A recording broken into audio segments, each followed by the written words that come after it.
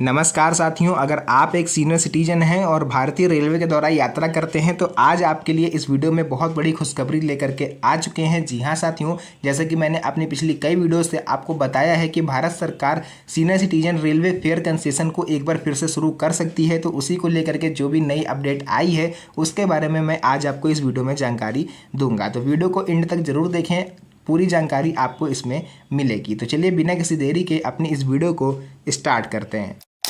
तो यहाँ पर आप लोग को लेकर के आ चुके हैं सीधे अपने मोबाइल फ़ोन की स्क्रीन पर, और यहाँ पर आप लोग पढ़ सकते हो, लिखा हुआ है senior citizen railway ticket discount.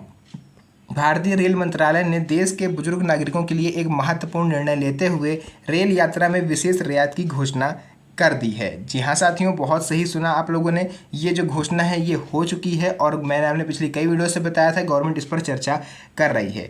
तो ये कुछ मीडिया रिपोर्ट्स के मुताबिक ये खबर पता चली है कि 15 अगस्त को जब पूरा देश अपना 78वां स्वतंत्रता दिवस मना रहा होगा उस टाइम इसकी घोषणा हो सकती है। फिलहाल जो इसका नोटिफिकेशन वगैरह है वो आ चुके हैं और 15 अगस्त को ये जो स्कीम है इसको गवर्नमेंट शुरू कर सकती है, ऐसा सूत्रों के हवाले से खबर मिली है। इस नई व्यवस्था के तहत वरिष्ठ नागरिकों को रेलवे टिकट की दरों में अधिकतम 50% तक की कमी का फायदा मिल सकेगा। यह पहल विशेष रूप से उन सभी सीनियर सिटीजन्स के लिए लाभकारी होगी जिनकी मासिक आमदनी सीमित है, यानी इनकम लिमिट जो है वो इनकम सोर्स है उनका लिमिटेड है, और जो महंगी यात्रा करने में सक्षम नहीं है। तो रेल मंत्रालय का यह जो कदम है ये बुजुर्गों के जीवन स्तर में सुधार लाने और उन्हें सामाजिक सुरक्षा प्रदान करने की दिशा में उठाया गया है। तो इस योजना से पूरे देश में लाखों करोड़ों सीनियर सिटीजन्स को सीधे लाभ मिलने की उम्मीद है। तो आइए आगे बढ़ते हैं, जान लेते हैं इसकी पात्रता वगैरह क्या रहेगी और डॉक्यूमेंट आपको कौन कौन से रखने चाहिए अगर आप इस स्कीम का लाभ लेना चाहते हो।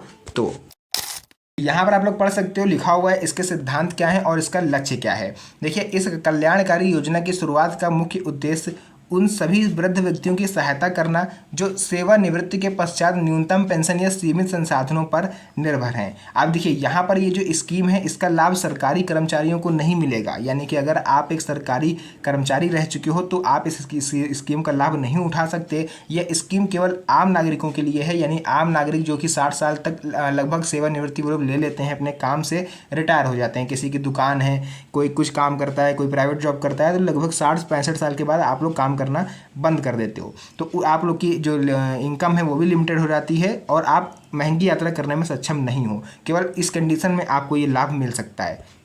भारत में जो रेल परिवहन है वो आम जनता का एक अभिन्न अंग है, क्योंकि सबसे ज़्यादा मिडिल क्लास लोग इसी में सफ़र करते हैं, क्योंकि रेल जो एयरलाइंस होती हैं उनका किराया हम लोग अफोर्ड नहीं कर सकते। इस वजह से रेलवे जो है सबसे कंफर्टेबल जोन होता है हम लोग की यात्रा करने के लिए। लंबी दूरी की यात्रा के लिए सबसे किफ़ायती साधन माना जाता है रेलवे। हालांकि बढ़ती महंगाई के कारण रेल टिकट की कीमतें भी बुजुर्गों के लिए बोझ बन रही थीं। इस समस्या को ध्यान में रखते हुए रेल मंत्रालय ने यह फैसला किया है कि वरिष्ठ नागरिकों को न केवल सुरक्षित बल्कि आर्थिक रूप से सुविधाजनक यात्रा की सुविधा उपलब्ध कराई जाए। यह योजना बुजुर्गों के सम्मान और गरिमा को बनाए रखने में भी सहायक होगी। सरकार का मानना है कि इससे बुजुर्गों को गतिशीलता बढ़ेगी और वे अपने परिवारजनों से मिलने जुलने में सक्षम हो पाएंगे, तीर्थ यात्रा वगैरह कर पाएंगे, अपने दोस्त यार रिश्तेदारों से मिल पाएंगे जो कि अधिक किराए होने की वजह से नहीं मिल सकते थे। तो ये आप सभी सीनियर सिटीजन्स के लिए देखा जाए तो एक खुशखबरी से कम नहीं है। बाकी आगे बढ़ते हैं, इसकी पात्रता वगैरह आपको बता देते हैं क्या रहेगी, पात्रता क्या रहेगी। देखिए, इस रियायती योजना का लाभ प्राप्त करने के लिए कुछ मापदंडों को पूरा करना आवश्यक है।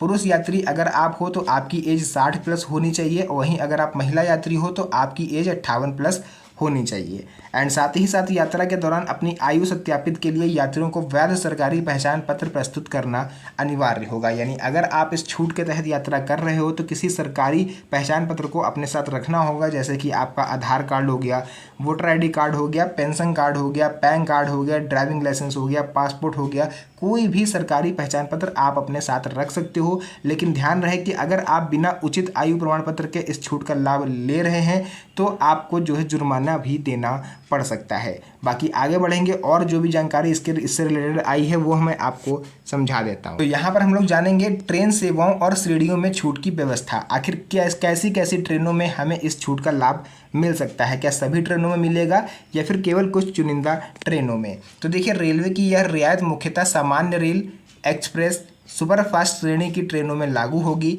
हालांकि कुछ विशेष प्रीमियम ट्रेनों में यह सुविधा उपलब्ध नहीं होगी, जैसे कि राजधानी एक्सप्रेस, शताब्दी एक्सप्रेस, वंदे भारत जैसी उच्च स्तरीय ट्रेन सेवाओं में यह छूट लागू नहीं की गई है। सीट की श्रेणी के आधार पर देखें तो sleeper class, second seating, third AC और कुछ विशेष परिस्थितियों में सेकंड एसी में भी ये छूट आपको मिल सकती है।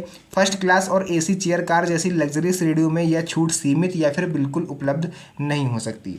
इसलिए ये व्यवस्था इसलिए करी जा रही है ताकि अधिक से अधिक सीनियर सिटीजन्स को इसका फ़ायदा दिया जा सके।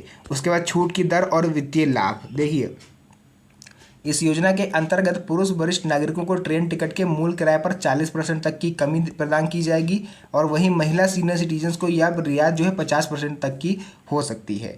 यह अंतर महिलाओं को अधिक सामाजिक सुरक्षा प्रदान करने के उद्देश्य से उठाया गया है। देखिए, अब आपको हम बता दें, ये जो छूट है ये विभिन्न टैक्स में शामिल नहीं है, जैसे कि सुपरफास्ट टैक्स लगता है, एक्सप्रेस चार्ज लगते हैं या फिर अन्य सेवा जो होती हैं वो इसमें शामिल नहीं है, वो आपको अलग से देना पड़ेगा। मैं एग्जांपल के थ्रू अगर बताऊं कि जैसे आपका रेल किराया अगर 1000 रुपये है, कहीं आपको जाना है 1000 रुपये किराया है, तो ये जो महिला यात्री हैं इनको भैया पड़ जाएगा 500 रुपये में टिकट, क्योंकि 50% तक की छूट। और जो पुरुष नागरिक हैं, वरिष्ठ नागरिक हैं, सीनियर सिटीजन्स हैं, उनको 600 रुपये के आसपास पड़ेगा, क्योंकि 40% तक की छूट मिल रही है। तो ये कॉमन सा अंतर रखा गया है महिलाओं को थोड़ा सा ज़्यादा फायदा देने के लिए। अब बात हम लोग कर लेते हैं यहाँ पर टिकट बुकिंग की प्रक्रिया और आवश्यक चरण। देखिए, इस रियायती योजना का लाभ उठाने के लिए कोई जटिल आवेदन प्रक्रिया नहीं है। टिकट आरक्षण के समय यात्रियों को सीनियर सिटीजन कंसेशन का विकल्प जो है वो चुनना होगा। अगर आप ऑनलाइन जा रहे हो, आप ऑनलाइन करते हो, तो आप जहाँ से भी टिकट बुक करवा रहे हैं उससे आप बोलोगे कि भैया सीनियर सिटीजन कोटा के तहत हमारा टिकट बुक करिएगा, जिससे आपको लोअर बर्थ भी मिल सकती है और आपका किराया जो है वो भी छूट डिस्काउंट हो सकता है। इसके साथ ही अपनी सही आयु और पहचान संबंधी जानकारी भरनी होगी। ऑनलाइन अगर आप बुकिंग करना चाहते हो तो IRCTC की आधिकारिक वेबसाइट या मोबाइल एप्लीकेशन का यूज़ आप कर सकते हो। ऑनलाइन प्लेटफॉर्म पर भी वरिष्ठ नागरिक छूट का विकल्प स्पष्ट रूप से उपलब्ध होता है। वहीं अगर आप ऑफलाइन जाते हो, स्टेशन पर जाते हो, आप अपने रिजर्वेशन करवाने, तो सबसे पहले आपको ये कन्फर्म करना पड़ेगा कि छूट स्टार्ट हो गई है या नहीं। मैंने अभी बोला कि इसको लेकर के सरकार की तरफ से गाइडलाइंस जो नोटिफिकेशन है वो ये आ चुके हैं कि इस योजना को दोबारा स्टार्ट करने की वो सोच रही है, यानी कि आने वाली है। अब वो 15 अगस्त को आए, 10 अगस्त को आए, कभी भी आए, बट आपको ये सुविधा देखने को मिलेगी। अगर आप ऑफलाइन टिकट लेने जा रहे हो तो वहाँ पर भी आपको एक फॉर्म देते हैं रिजर्वेशन का, जब भरते हो तो वहाँ पर भी सीनियर सिटीजन विकल्प आपको मिलेगा, उस पर टिक कर दीजिएगा, वरना फिर आपको ये कंसेशन नहीं मिल पाएगा। काउंटर पर टिकट लेने के दौरान भी यह सुविधा आपसे मांगी जा सकती है। टिकट बुकिंग के बाद यात्रा के दौरान मूल पहचान दस्तावेज साथ रखना अनिवार्य है। बिना उचित पहचान प्रमाण के टिकट अमान्य हो सकता है और जुर्माना भी लग सकता है। तो ये सब चीज़ें आपको बिल्कुल ध्यान रखनी है और भूल के भी कोई भी ऐसी गलती नहीं करनी है जिस वजह से आपको परेशानी हो या फिर आप पर जुर्माना लगे। उसके बाद यहाँ पर हम लोग जान लेते हैं इसके आवश्यक दस्तावेज और सत्यापन प्रक्रिया। देखिए, वरिष्ठ नागरिक छूट का लाभ लेने के लिए यात्रा के समय कुछ महत्वपूर्ण दस्तावेज आपको अपने साथ रखना आवश्यक है। जैसे कि सबसे पहले तो आधार कार्ड हो गया, ये प्राथमिक होता है। अगर आपके पास ये है तो आप इसे रख लीजिए, वरना कोई भी स्वीकृत पहचान पत्र दस्तावेज आप रख सकते हो जिसमें आयु की स्पष्ट जानकारी हो। जैसे कि अगर आप पेंशन भोगी हो तो आप यदि यात्री जो भी है वो पेंशन भोगी है तो पेंशन कार्ड भी रख सकता है, या फिर पैन कार्ड भी रख सकता है, DL वगैरह, पासपोर्ट हो गया, ये सब चीज़ें आप रख सकते हो।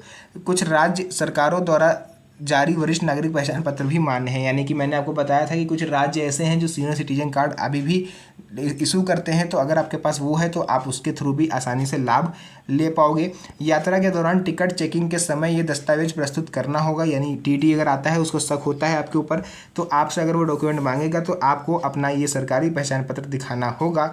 यदि यात्री उचित पहचान प्रमाण पत्र नहीं दिखा पाया तो पूरा किराया आपको देना पड़ सकता है। इसलिए यात्रिया से पहले इन सभी दस्तावेजों को आप सही से रख लें, अपडेटेड रखें, ताकि आगे चल के आपको परेशानी ना हो। And at the end of this video मैं आप लोग से फिर ये क्लियर कर दूं कि अगर आप टिकट बुक करने की सोच रहे हो या फिर यात्रा करने की सोच रहे हो, इस छूट का लाभ लेने से पहले आपको एक बार रेलवे की आधिकारिक वेबसाइट से ज़रूर कंफर्म करना चाहिए, या फिर आप अपने नज़दीकी रेलवे स्टेशन पर जाकर इस चीज़ के बारे में ज़रूर कंफर्म करें, क्योंकि ये अभी राज्य स्तर पर शुरू हो रहा है, धीरे धीरे इसको केंद्र स्तर पर किया जाएगा। तो जो भी जानकारी थी बाकी मैंने आपको बता दी है। वीडियो पसंद आई तो वीडियो को लाइक करें, चैनल को सब्सक्राइब जरूर करें, क्योंकि इस तरह की वीडियोज़ आपको मेरे चैनल पर मिलती रहती है। तो मिलेंगे आप सभी से नेक्स्ट वीडियो में एक और अच्छी इंटरेस्टिंग मज़ेदार वीडियो के साथ। तब तक के लिए धन्यवाद। जय हिंद।